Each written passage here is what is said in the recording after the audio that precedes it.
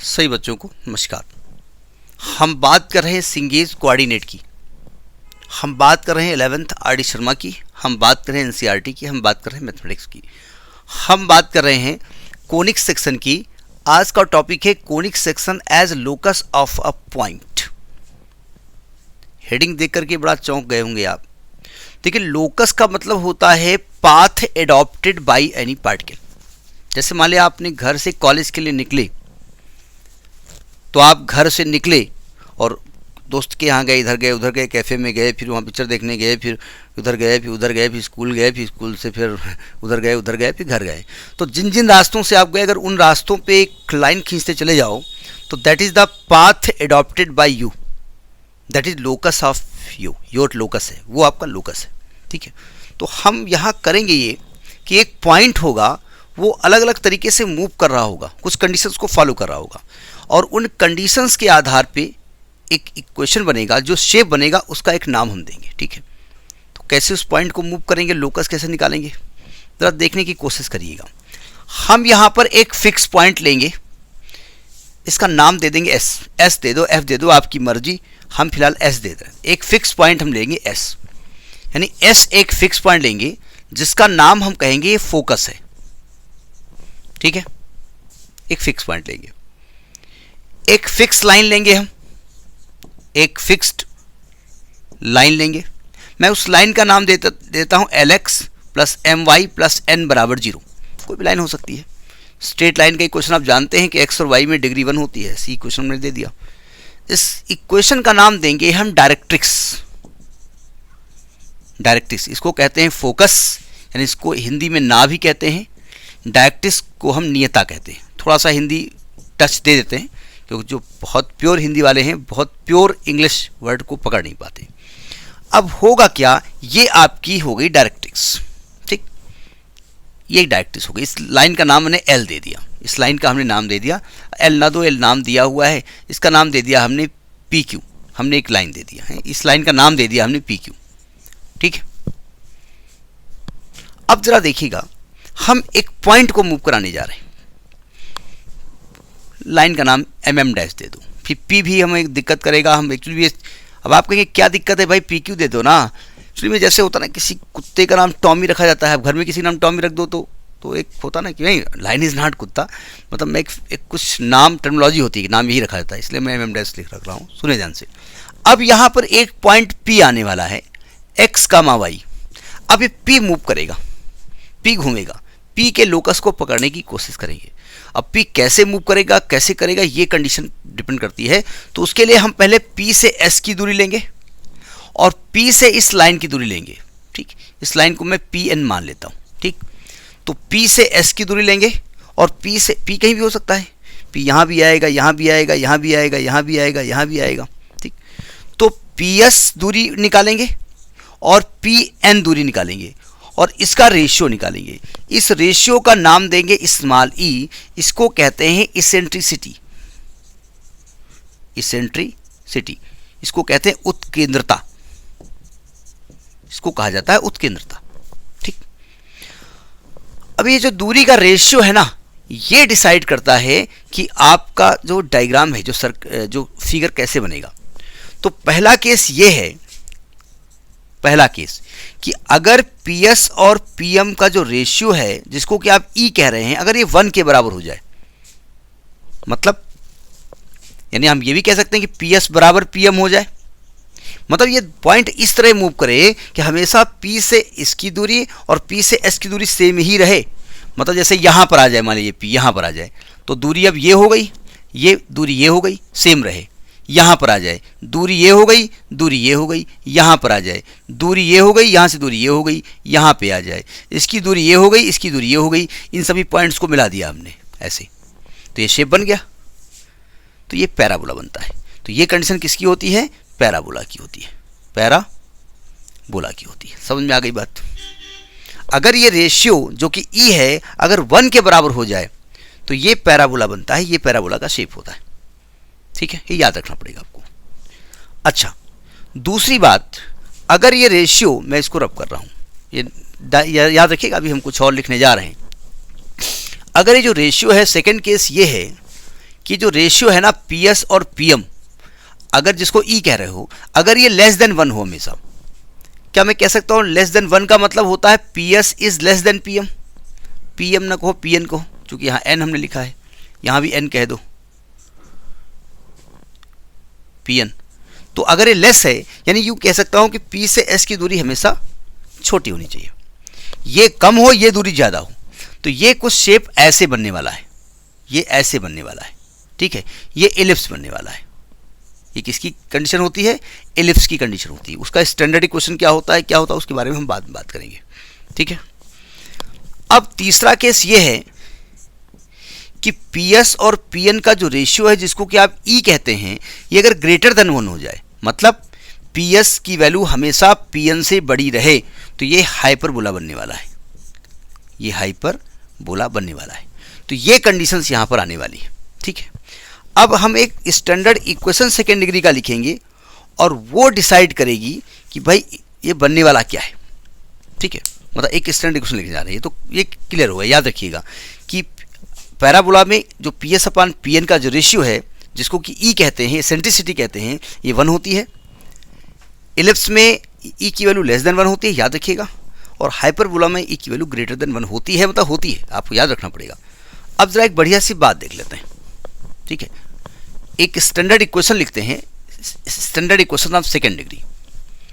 देखो ध्यान से, आपने कहा भाई एक फिक्स पॉइंट फोकस है, इस फिक्स पॉइंट का कोऑर्डिनेट हमने ए कामा बी मान लिया।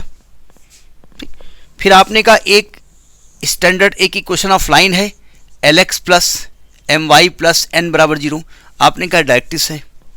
आपने कहा एक पॉइंट पी है जिसका कोऑर्डिनेट एक्स कामा वाई आपने मान लिया, क्योंकि पी इज एनी पॉइंट और कोऑर्डिनेट में एनी पॉइंट का जो कोऑर्डिनेट होता है वो एक्स कामा वाई माना जाता है।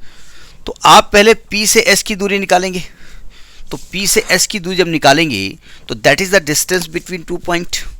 तो हाउ यू फाइंड इट? तो it will become under root of x minus A whole square plus y minus B whole square. अब आप P से इस लाइन पे डालेंगे परपेंडिकुलर। अब मैं इसका नाम PM दे देता हूँ, अच्छा लगता है ठीक है।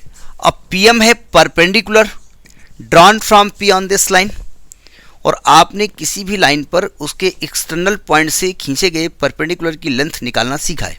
क्या होगी? Lx plus My plus Nz upon under root of L square plus M square, यही होता है ना। इसके बाद आप क्या कह रहे हो? आप कह रहे हो कि PS और PM का जो रेशियो है उसको हम E बोलेंगे। मतलब आप ये कह रहे हो कि PS is equal to E P M बोलेंगे, यही कह रहे हो ना आप। यानी आप ये कह रहे हो कि PS स्क्वायर is equal to E square PM square कह रहे हो। नहीं, हम नहीं कह रहे हैं, मैथमेटिक्स कह रही है। यानी आप ये कह रहे हो, अब इस डायग्राम को रब कर देते हैं, इसका काम खत्म हो गया। अब बहुत इंपॉर्टेंट फॉर्मूला बनने जा रहा है, ध्यान रखिएगा। आप ये कह रहे हो तो PS का मान रखोगे तो आएगा x माइनस ए का whole square plus y minus b का whole square is equal to E square. यह आएगा LX plus MY plus N upon under root of L square plus M square का होल स्क्वायर, ठीक है। देखिए, जब इस इक्वेशन को खोलेंगे तो क्या मैं कह सकता हूं कि इस इक्वेशन में एक्स स्क्वायर का टर्म आने वाला है?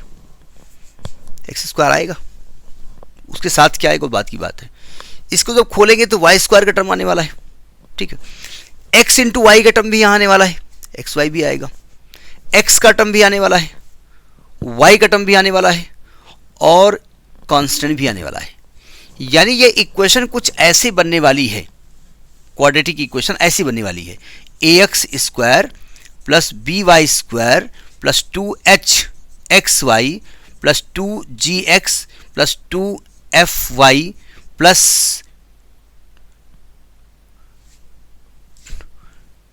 c बराबर 0। ऐसा आने वाला है? नहीं आने वाला है। ax square plus by square बहुत ज़्यादा हो तो इसको स्मॉल ए मान लो, सब स्मॉल है, ये बगैती करेंगे। 2hxy plus 2gx plus 2fy plus c बराबर 0। इसी को कहते हैं standard equation of 2 degree, standard equation of second degree. जब भी सेकेंड डिग्री का एक स्टैंडर्ड इक्वेशन होगा तो ये लिखा होगा ax square plus B Y square plus 2hxy plus 2fy plus c बराबर 0। ठीक, इसको दोबारा लिख देते हैं, फिर कुछ बातें इसके बारे में बता देते हैं। ax square plus B Y square plus 2hxy plus 2gx plus 2fy plus c बराबर 0। जब आप बड़े क्लास में जाएंगे, थोड़ा और बड़े, तो वहाँ पर आपको कोनिक्वाइट 3D पढ़ाई जाएगी, तो वहाँ भी इसी प्रकार का एक इक्वेशन पढ़ाया जाएगा। हम बताने नहीं जाने, चिंता मत करिएगा। तो ये सेकेंड डिग्री इक्वेशन अलग अलग कंडीशंस को फॉलो करेगा और फॉलो करके बताएगा कि अगर ये कंडीशन फॉलो होगी तो ये सेकेंड डिग्री इक्वेशन क्या रिप्रेजेंट करेगा। तो पहले हम करते क्या है, यहाँ पर ये निकालते हैं ABC plus 2FGH minus AF square minus BG square minus CH square, और इसको हम इंडिकेट कर देते हैं डेल्टा से। एक्स स्क्वायर का कोफिशिएंट A है, वाई स्क्वायर का है B, एक्स वाई का 2H है, एक्स का 2G है, y का 2F है, कांस्टेंट C है, ध्यान रखिएगा। तो हम पहले क्या निकालेंगे, ABC plus 2FGH minus AF square minus BG square minus CH square निकालेंगे। ठीक, अब पहला केस, अगर डेल्टा 0 आ जाए, if delta is equal to 0, तो ये इक्वेशन जो है ना, जो इक्वेशन 1 है वो रिप्रेजेंट करेगा, रिप्रेजेंट्स 2 स्ट्रेट लाइंस, ये 2 स्ट्रेट लाइन रिप्रेजेंट करेगा, ये कंडीशन होती है। ठीक, अब आप कहेंगे लाइन करेगा तो लाइन क्या होंगी, वो अलग अलग केस है। ठीक है, इसके बाद दूसरा केस ये है कि अगर डेल्टा 0 नहीं है तब क्या करेंगे, तो ये 2 लाइन रिप्रेजेंट नहीं करेगा। अगर लाइन नहीं करेगा तो टेढ़ा मेढ़ा कर्व करेगा। वो कर्व कैसा होगा, उसकी कंडीशन क्या होगी, तो उसके लिए हम क्या करेंगे, एच स्क्वायर निकालेंगे और ए बी निकाल लेंगे। इसको याद रखिएगा, एच स्क्वायर निकालेंगे और ए बी निकालेंगे। ये कंडीशन दी हुई होगी, अगर दी होगी तो ठीक है, कहीं ना कहीं दी होगी। इसमें पहला केस देखिए, अगर डेल्टा 0 ना हो, ठीक, और एच स्क्वायर की वैल्यू ए बी के बराबर हो जाए, तो ये जो इक्वेशन है ना वो पैराबोला को रिप्रेजेंट करेगा। ठीक, कैसा बनेगा अभी हम इसकी पहले वाली वीडियो में बता चुके हैं, आगे अभी पैराबोला पढ़ाया जाएगा। ठीक, दूसरी बात, अगर डेल्टा 0 ना हो, इफ, और एच स्क्वायर जो है वो ए बी से छोटा हो, तो ये आपका एलिप्स को रिप्रेजेंट करेगा। ठीक, अब एलिप्स का इक्वेशन क्या होगा इसको भी आगे पढ़ाया जाएगा। तीसरी बात, अगर डेल्टा 0 ना हो और H square greater than A B हो जाए, तो ये हाइपरबोला को रिप्रेजेंट करेगा, हाइपरबोला को रिप्रेजेंट करेगा। ठीक है, अगली बात, अगर डेल्टा 0 ना हो और H square greater than G A B हो और उसके साथ साथ ए प्लस बी 0 हो, तो रेक्टेंगुलर हाइपरबोला को करेगा, रेक्टेंगुलर हाइपरबोला। इसके बारे में अभी हम कुछ बात नहीं करेंगे, जब हाइपरबोला पढ़ाएंगे तब हम बात करेंगे। और एक बढ़िया सी बात, अगली बात जो है कि अगर डेल्टा 0 ना हो और एच 0 हो, मतलब एक्स वाई का टर्म ना हो, एक्स वाई का टर्म गायब हो ना, और एक्स स्क्वायर का कोफिशिएंट और वाई स्क्वायर का कोफिशिएंट सेम हो, तो ये सर्कल को रिप्रेजेंट करेगा, सर्कल को रिप्रेजेंट करेगा। समझ में आई बात नहीं आई? तो ये एक स्टैंडर्ड इक्वेशन है। ठीक है, तो इसमें इसेंट्रिसिटी क्या है, डायरेक्ट्रिक्स क्या है, फोकस क्या है, और उससे एक स्टैंडर्ड इक्वेशन आया है। और ये स्टैंडर्ड इक्वेशन कुछ कंडीशंस को फॉलो करता है। उस कंडीशन के आधार पर कि कब सर्कल को करेगा, कब पैराबोला को करेगा, कब एलिप्स को करेगा, कब रेक्टेंगुलर हाइपरबोला को करेगा, कब हाइपरबोला को करेगा, इसके बारे में समझ लीजिए। लेकिन इसका डिटेल स्टडी हम जब चैप्टर में बात करेंगे तब बात करेंगे। ठीक है, तो ये आपका लोकस ऑफ ए पॉइंट के बारे में बात की। ठीक, नेक्स्ट वीडियो।